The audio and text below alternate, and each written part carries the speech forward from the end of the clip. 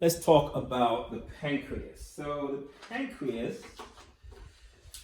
I think I drew before you in the earlier PowerPoint, in the earlier presentation. Again, here you have your duodenum. The duodenum caresses the pancreas.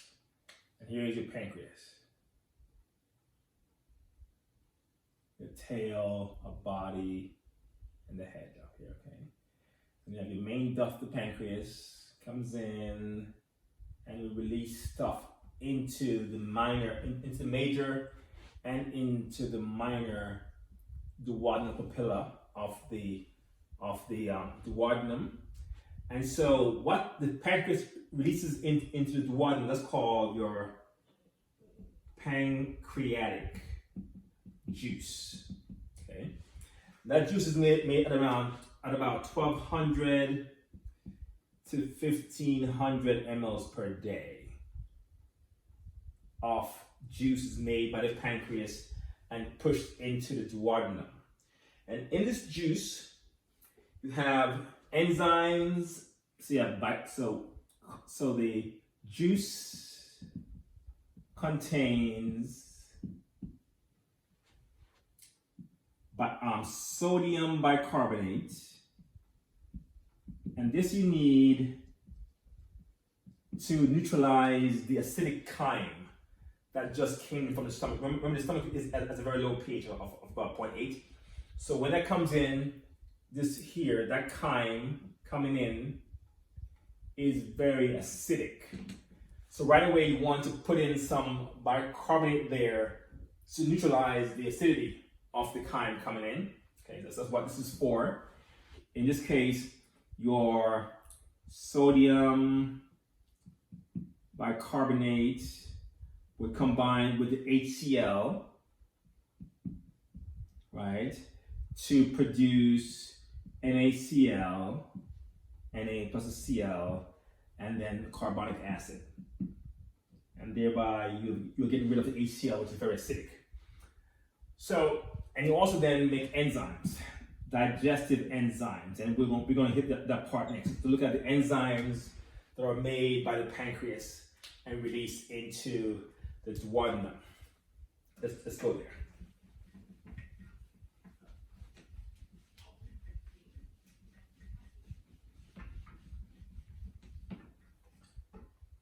So your pancreatic enzymes.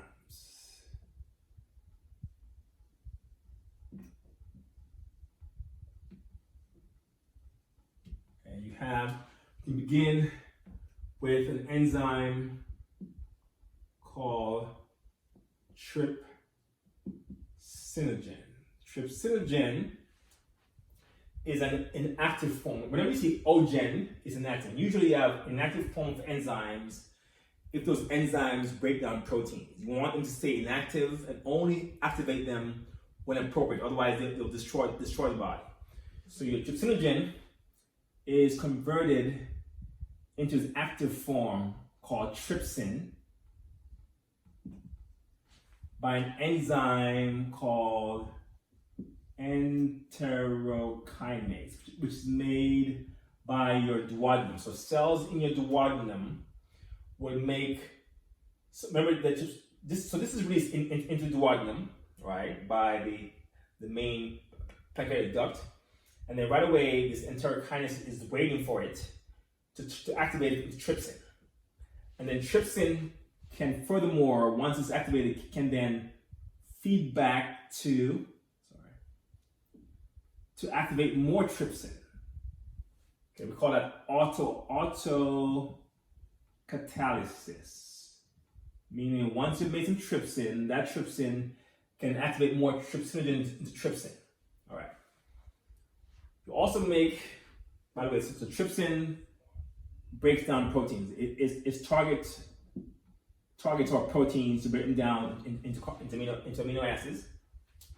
Another enzyme made in the pancreas and released out is what's called your chymotrypsinogen.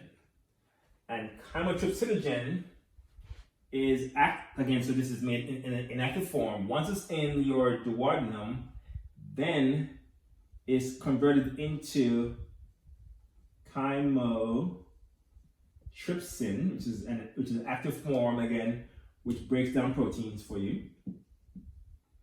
Okay. And this conversion from chymotrypsinogen to chymotrypsin is done by trypsin. Okay, so trypsin converts chymotrypsinogen to chymotrypsin. Another one we have here is something called procarboxypeptidase. This one is converted to carboxypeptidase, which is the active form. Again, also targets proteins. Okay. And that's also done by trypsin. Okay, so trypsin is doing a lot. It can activate itself. It can activate chymotrypsinogen to chymotrypsin.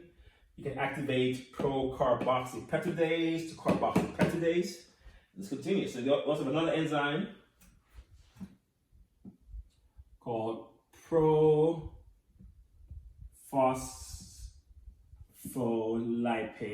Okay, this one is converted into phospholipase.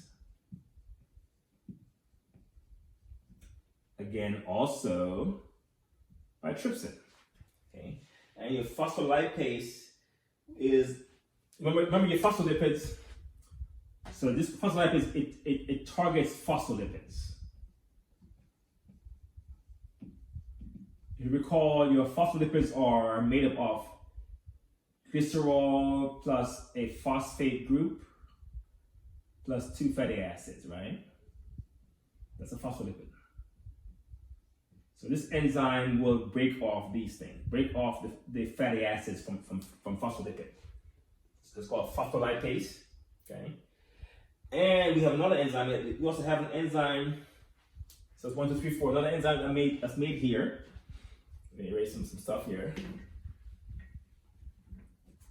As well as your, trypsin right here. You have another enzyme, something. You have your cholesterolase. This enzyme will convert cholesterol, okay, with free, so it releases cholesterol from whatever it's bound to. So that's what's called cholesterolase, and it's made active, so it doesn't need to be activated. Then you have lipase, also made by the pancreas, called your pancreatic lipase, breaks down fats. So that's 1, 2, 3, 4, 5, 6. You also make up lipase. Another one we have is amylase as well. Amylase to break down your starches. That's 7. And another one. So 7.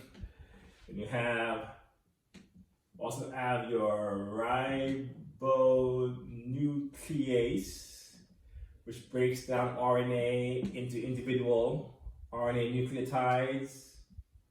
You have deoxyribonuclease, which breaks down DNA. Okay, so the pancreas gives you at least 9 enzymes that can break down anything you have in the body. So it's a very important organ in terms of digestion. When the pancreas go bad, you basically starve for nutrients because you cannot break them down because you don't have the enzymes required to do the job. Okay, we'll pause there.